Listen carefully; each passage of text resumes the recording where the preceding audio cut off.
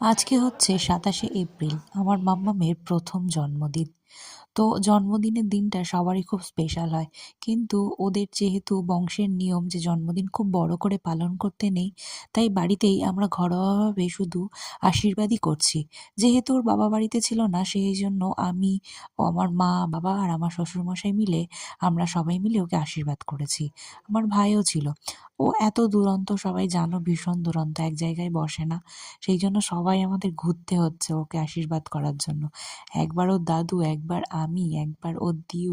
দেখো না কত লাফালাফাঝাপা করছে। ১ বছর বয়স থেকেই ও প্রথম থেকেই এত দুষ্টুমি করে, এত মানে কি বলবো, শান্ত নয় একদমই। সেই জন্য আমরা ঘোরাফেরা করছি। তারপরে গেছিলাম আমাদের কালীবাড়িতে পুজো দিতে। তো সেখানে মায়ের মন্দির দর্শন করে আমার মাম্মামের নামে পুজো দিয়ে এলাম। সবাই ওকে আশীর্বাদ করবেন, ও যেন অনেক বড় হয়, ভালো থাকে। নমস্কার, টাটা বন্ধুরা।